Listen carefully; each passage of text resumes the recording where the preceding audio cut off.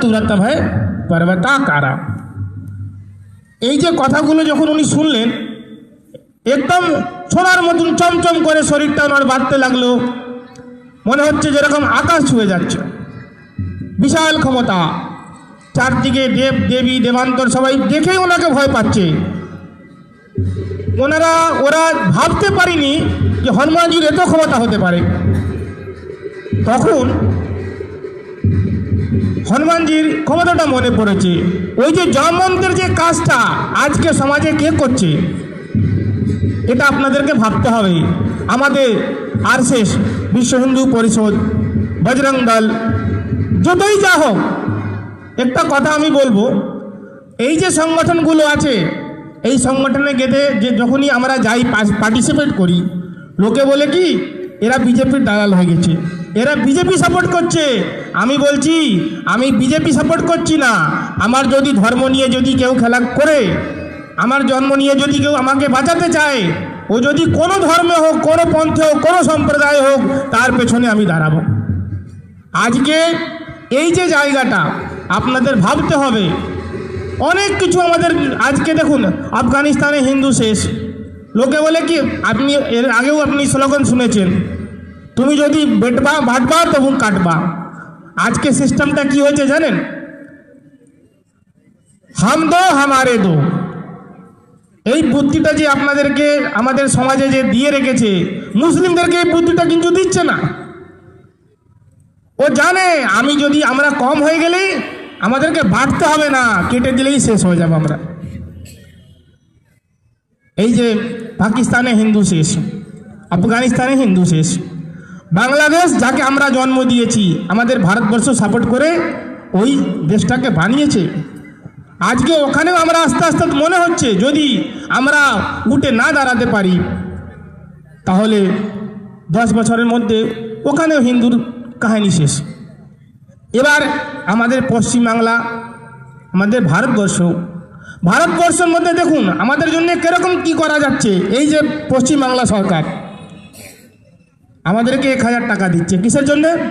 লক্ষ্মী ভাণ্ডার বলে। এই যে সরকার এদিকে এখন জগন্নাথ মন্দির করছে, কি না কি অনেক মন্দির, দুর্গা মন্দির, শিব মন্দির।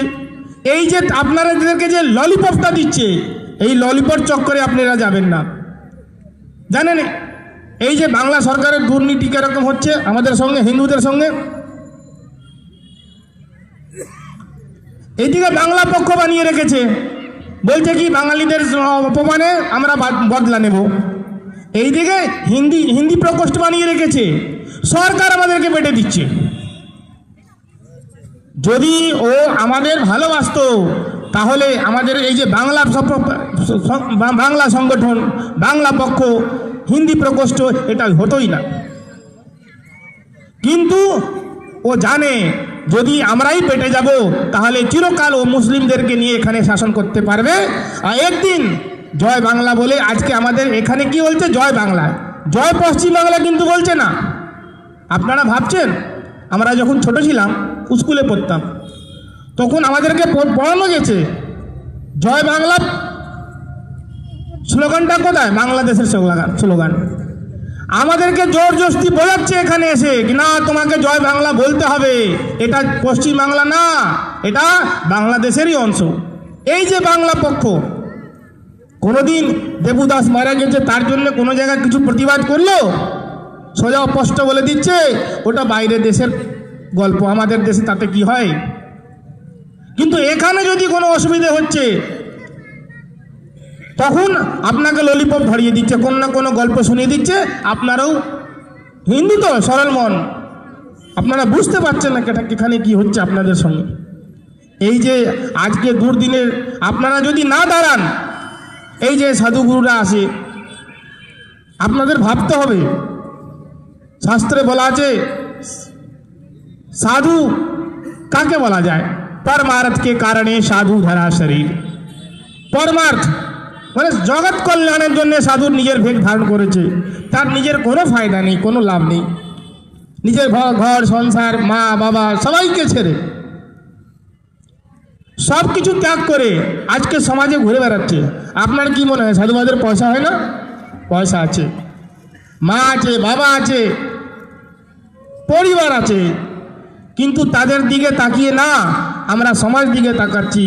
আজকে একটা মা ছেড়ে এসেছি, সামনে হাজার হাজার মা বসে আছে, হাজার হাজার বোন ভরে বসে আছে।